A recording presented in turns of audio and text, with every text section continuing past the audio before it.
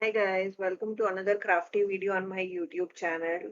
Today's video is going to be a bit different because today I'm tackling a furniture painting video. Now, this is something which I did last September, so September 2019, and this is me saying all of you a hi. So, just for the sake of transparency, this video I had shot in September 2019. However, I wanted to wait some time before I give out this video to you all because I wanted to see how the furniture painting, worked out over the period of 1 year. If was there any issues, etc. Were there any things that I could have avoided, things, that I should not have used, etc. So those kind of issues I wanted to test my furniture piece for a year, and I thought a year was a good time to test out my furniture and then bring it out to you guys. So, this video is a year old, where I show you how I painted my furniture. And that is why you'll see me doing some of the techniques which I feel now are wrong. And over the period of time doing more decoupage projects, I have corrected myself. And at the end, I will also talk about the review of how the furniture was worked out over the period of this 1 year. Was it perfect? What were the issues, etc., etc. Because I have always been a perfectionist and I normally see issues, and that is why I wanted to give you my honest opinion. Now, the first step was to cover my steel areas with some paper tape. So this is just regular paper tape that you get at any hardware store. I got that, and you can see I have sealed the areas where that steel meets the black part, which is the wooden part. Again, I have not prepped my furniture in any way before doing chalk painting on top of it. This is just plain black veneer coffee table. All I have done is I have cleaned it. Okay, so I have just cleaned it with some soapy water and then dry cloth just to make sure that there is no dust on top of it. So that is very important because dust will not, if your project is dusty, then your paint will not stick properly to it. And at the end, that dust will, interfere with paint and give you brownish patches, which no one wants. Now, this, mind you, this is a black veneer kind of material. So this is not MDF or not wood that directly I'm painting on. Plus, if you have been following me, you know that there are lot of things that comes into picture when you are doing the number of coats onto your project. All those brand who says one coverage is good enough is, yes, it could be good enough, but then there are a lot of situations that are there, like how thick of a coat you apply, what is the base that you are using. Now, if you are using such kind of base, which is veneer, so this is not wood. So, the chalk paint will not adhere to it very well as compared to what it would have adhered to wood or MDF. So, if you are doing a veneer piece, it is always a good thought, or any piece for that matter, that you're upcycling. It is always a good thought to clean it thoroughly and, if possible, give it a light sand. I know it's not always possible because not everybody would have a sanding machine, etc. Even in my case, I have not done it. And in the end, you'll see that the results is equally good. However, if you want it to be, you want that period to stay the same for years and years to come, I would suggest that you do a light sanding, especially if you have a material like a laminate or a veneer, which is not smooth. Also, this particular piece was not stained. It had black veneer on top of it. However, if you have a stain, then you need to see how, just try a small area where you will paint at the back probably, or at the bottom, where you paint your piece with some chalk paint just to see if the stain is coming through. Because after this, of course, since past 1 year, that was one such trial that I did where I painted an old trunk with some gesso. So what happened was that that old trunk was stained so heavily with some wooden stain that my gesso was ending up becoming creamish again and again, even after 3 coats. I will link that video below down for you all so you can check. But it is very important that you check that out. In such cases, you will need to sand which is one thing. And there is something called as chalk paint primers or paint furniture paint primers. Now, this is something which is easily available in US. I'm not sure whether it is available in India or not. I will probably do some search for you on Amazon.com or Amazon.in, and I'll let you know if I find anything, and it will be linked below. So now what I do is I start off with some chalk paint. So this is Craft Angles chalk paint, and the bottle that you see from which I was pouring the paint was actually the sample bottle that I had. So that was the packaging that we were planning for. However, the bottles have changed. So the new bottles that you see of Craft Angles chalk paint are white in color. The transparent one that I have was a sample one that we had tried out. However, we did not like the packaging. So the one that you will now see in the stores is the white one. But anyways, the whole point was I have not sanded this furniture. I have not primed this furniture with any furniture priming paint. I'm directly going on black with chalk paint. So that is very important to understand how you are going on your base. Now, since I'm doing it on a black, so I'm doing a light blue on a black. You need to understand that the number of coats will also depend on how much, you are, what base you are using and what color you are putting on top of it. Like, let's say if you are doing black on top of white, then you'll probably not need a lot of coats because white base is anyways good enough to start with any painting. Now, since I am doing light blue on top of black, so I'm doing a light color on top of the dark color. So I probably may need three coats in some places, which I'll be doing. So one coat you will see is giving me pretty good coverage. However, it is streaky. It is not perfect. And that is okay in most of the cases. Whenever you are doing your first layer of paint with chalk paints, it will never do 100% coverage. And please don't sweat on it because that happens with everybody. It is not going to be perfect, and that is why you need to put second coat. Second coat is compulsory, guys, whenever you are doing chalk paint furniture painting. You cannot get away with one coat. For getting away with one coat, you'll have to put a very thick coat. And guys, trust me, it looks very streaky and very like a kid has done that kind of furniture painting. And I would not suggest you do that. Rather, you take an hour extra, an hour or two extra, and do two layers of painting. Okay. So now you can see that I'm just using my regular painter's brush for painting this. Now, normally in my projects, the artist brushes that I use are normally, an inch or maximum 2 inch wide that I use for my MDF projects. Now, that is very good, if you are doing small projects. However, in this particular case, you can see the coffee table was quite large. So I could not go with such small brushes.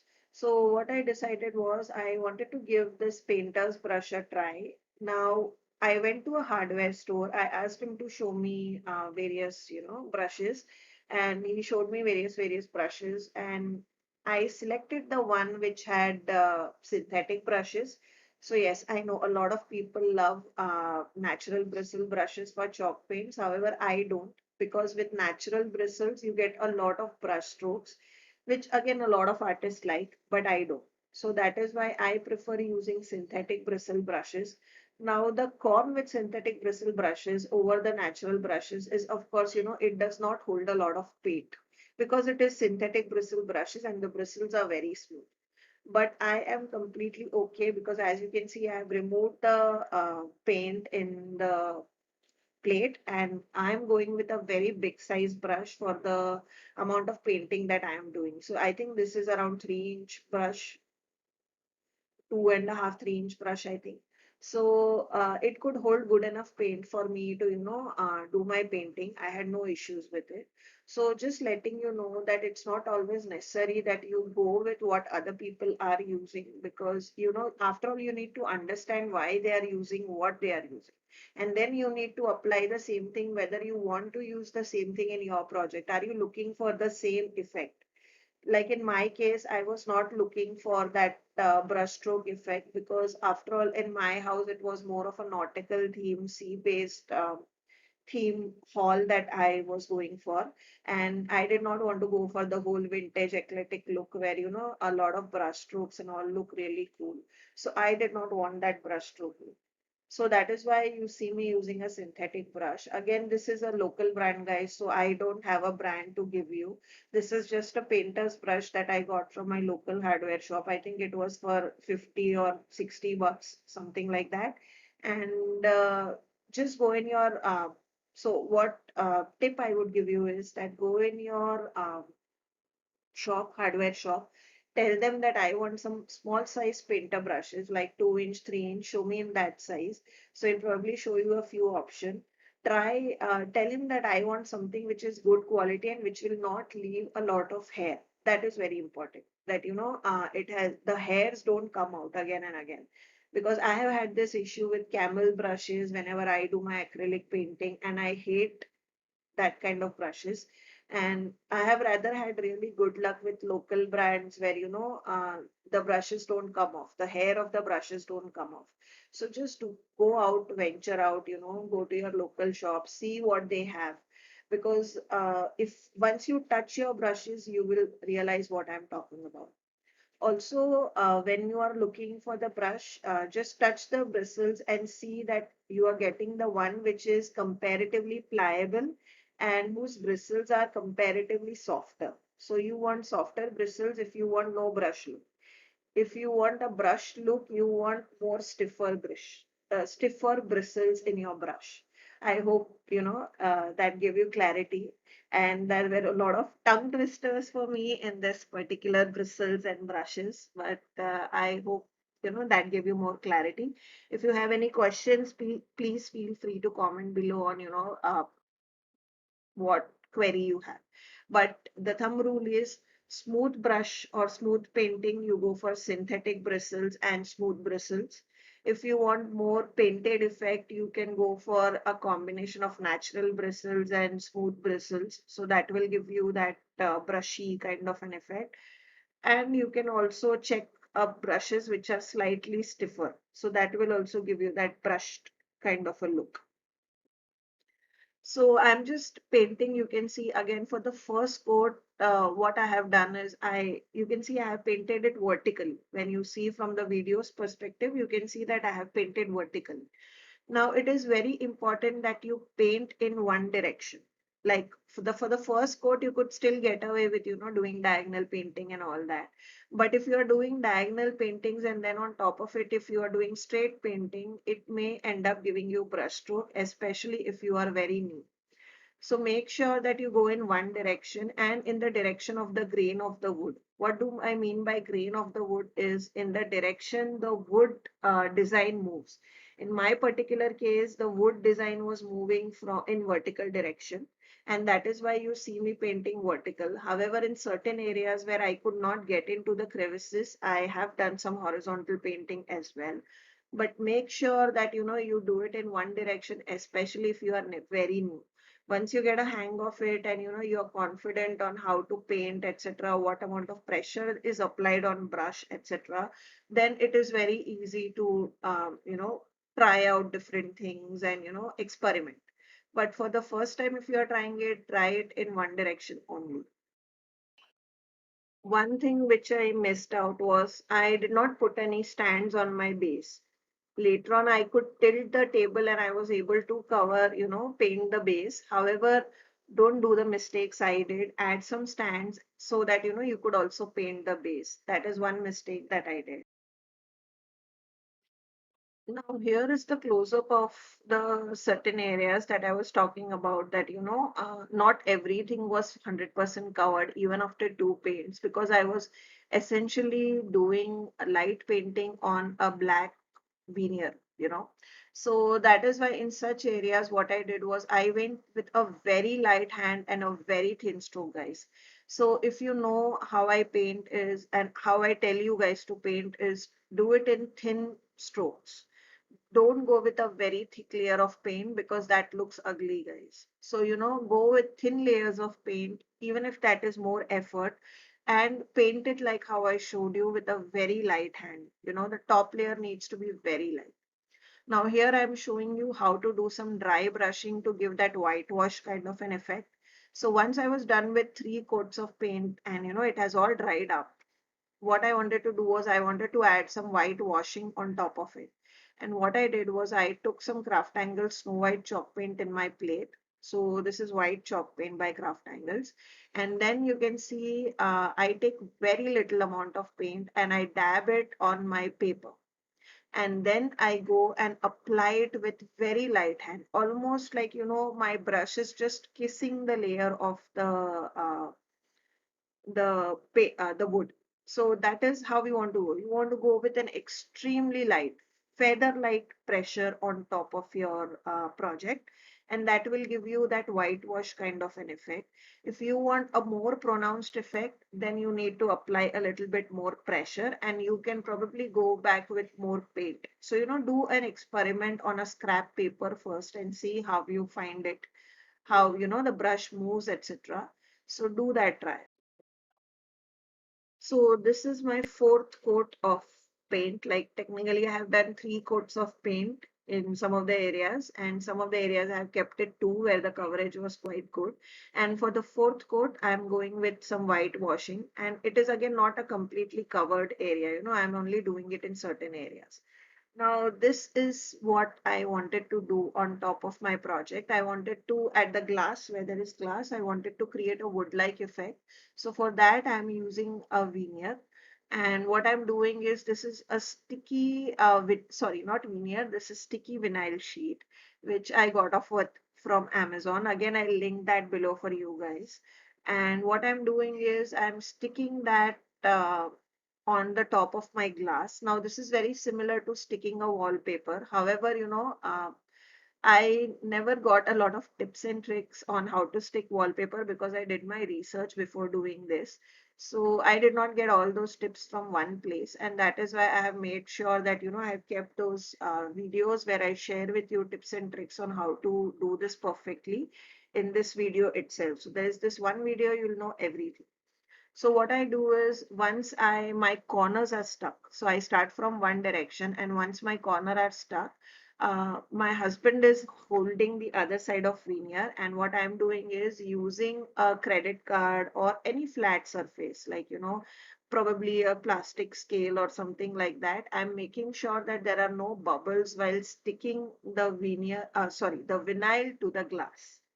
So from the backing, I am removing the stickers and using my credit card or scale or any flat surface. You just push your top layer onto your base. So that will make, that will start sticking your vinyl on top of your base, and you will get very less bubbles. You will still get some bubbles because after all, there could be some areas where there would be bubbles, but I also have a trick on how to remove those bubbles as well. But make sure that you are doing this step, guys. With a credit card, old credit card, in my case, it is an old card. You could use a scale, anything. Just use that and make sure that you are flattening it out as and when you go. Don't forget to do that, because if you don't, it will have a lot of wrinkles. And this is a work where it requires a lot of patience.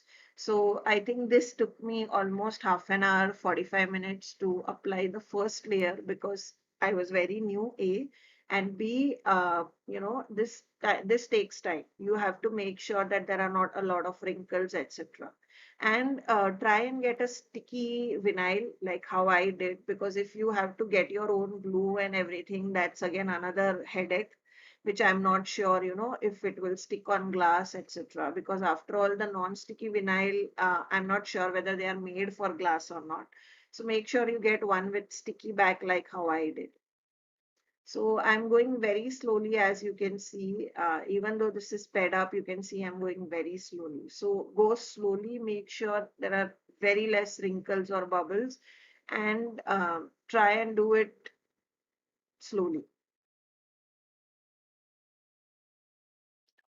So again, I'm repeating the same process with the leftover piece. I'm trying to align it as best as possible to, make sure that it does not look like there has been a slit in between, and it looks like a continuous piece. However, since this was more of a distressed wooden kind of an effect, it was very easy to get that. And once I was done, nobody even felt that, there were two different pieces of vinyl that I had applied on top of the table.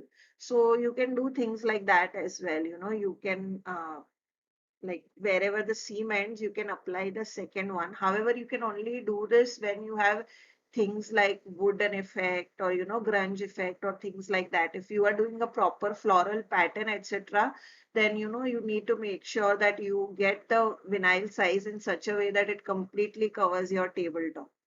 So the design that you choose is also very important. Now, again, I am repeating the same thing. Here you can see there are a lot more wrinkles than the earlier piece because this was left of the end piece. And that is why it took me even more time. So patience is the key, guys. And that's my husband helping me out because he felt that I was not doing it perfectly. And of course, he has more patience than me. And that is why I also preferred him doing the same. Now, here is the close up of how you can see, those small bubbles and how you break them. So I take a pin. So this is just your like a safety pin or a pin, your regular pin that you use in your stationery. So just use that to poke a small hole in your wherever you see that bubble, and then using the credit card, just smooth out the surrounding areas. So what that will do is that will remove that extra air bubble that was there, and that size of the bubble will reduce so drastically that for a naked eye it is very difficult to see. Now you can see over here how easy it is. But again, it's a bit time consuming task because you have to check all the small bubbles that are there and remove them. Now the next tip is on how to cut the vinyl. Now this is again issue which we struggled with when we were cutting, and there were no proper videos on how you can do it easily. So what I do is I take a Zacto knife, like how I'm doing, like how it's been done over here, and then I'm just rubbing it along the edge of the table, making sure that that edge guides me to cut the vinyl properly around the edge. So, use your glass edge or whatever, wooden edge or whatever edge that you are using as a guide, and cut with your craft knife like so. Now a craft knife is very important because because of the thickness and the sharpness of it. Again, I'll link down a couple of craft knives below for you, but then this is very important step as well to get a clean edge.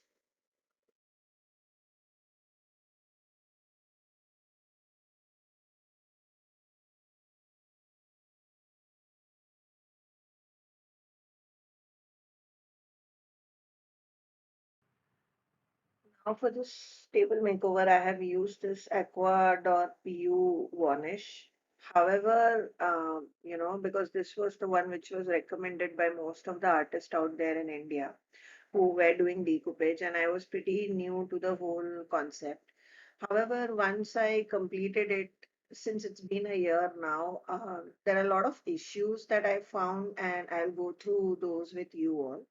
But you can see how I'm applying the varnish over here. You can see I'm going with very light hand. So that is very important when you are doing your project. Make sure that you go with very light hand. And one mistake that I did over here was I used the same brush, so the bristle brush that I used for my chalk paint. Now, even though it is smooth, it still left brush mark, especially on the top. On the glass, I could see the brush mark. On the wood, it was next to, it was pretty negligible and you could have easily missed out. However, on the tabletop, there was a lot of brush stroke. So I would suggest that, if you are doing that, use a foam brush for applying varnish. This is one thing that I have learned over a lot of trials and errors, is that if you don't want any brush strokes, especially because on varnish you get some brush strokes easily, do not use bristle brush, use foam brush. The black brushes that come, I'll link them below for you all so you can have a look. Again, this is my personal preference. Many people prefer brushes. Try out by your own self, and then you will understand what works for you, what doesn't work for you.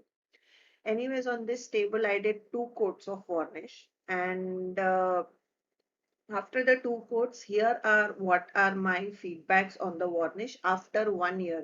It took me 1 year to gather all the feedback and give it to you all. So here is my feedback. First issue was that on the white vinyl, on the varnish that I used on the white vinyl, it made everything a bit yellow. So it was not noticeable on the wood part because it is all colored, and it does not matter because the colors were very bright. The only thing it did was it toned it down a little bit. However, on white, I could see the difference between white and it becoming creamish, and over the period of 1 year, it has become yellowish. So that was one thing which I did not like.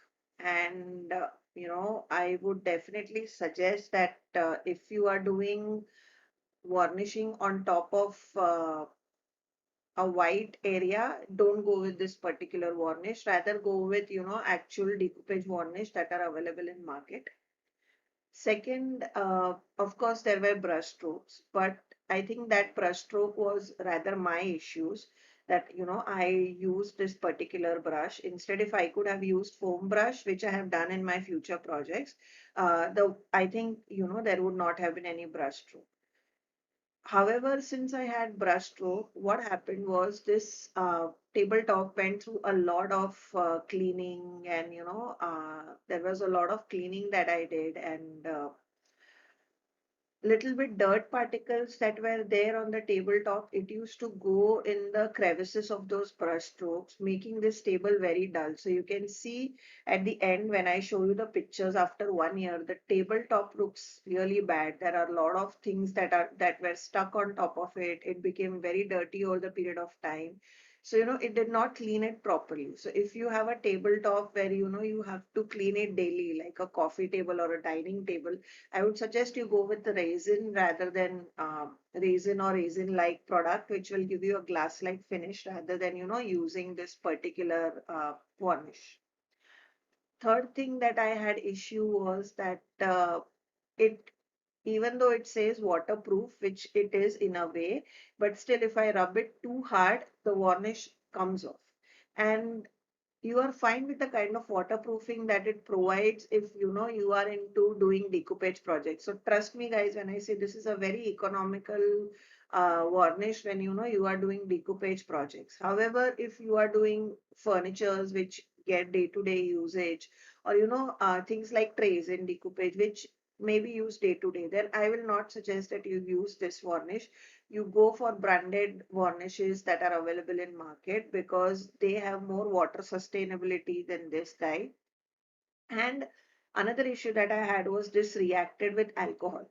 So whenever since it's a coffee table, normally when we come back from outside during these times, we spray all our wallets, phones, like uh, these spectacles and everything that we use, our glares and everything that we use, keys, we spray it with alcohol and then we keep it on the top of the tabletop.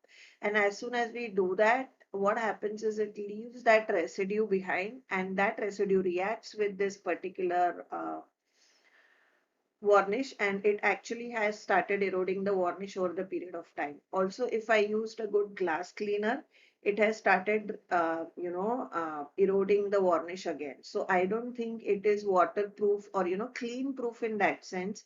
You can of course get away with using a little bit of water. So let's say if you are using it for jewelry boxes, etc., where you don't expect it to be dunked into water or anything, or to be cleaned daily, then this is a good thing for you. However, if you are using it on furniture, don't use it. I have used it on the tabletop, I have used it on my lights because this was the one which was suggested by all those experts out there. But trust me guys, it became yellow within weeks and it looks so dirty and dingy. So if I would definitely suggest spend a little bit extra money and go for a good quality varnish. However, if you are doing it on a colored base and on things like jewelry boxes, which does not require a lot of, you could say, a lot of cleaning, then you are okay to use this. So those were my inputs, very honest feedback, guys, because I really, I felt like I put so much effort in this table and everything is good. Like the bottom part of the table is really in good condition. However, the top part became really bad. And that is why, I wanted to put this after a year when I've used it, trial and tested it, and then come back and give you a video. So you also see how good or bad the project ended up in terms of how it lived up, through the wear and tear of my usage. So that was the video for today, guys. I hope you enjoyed. If you did, please don't forget to like and comment and do consider subscribing. I'll see you in my next video. Till then, please take care and bye bye.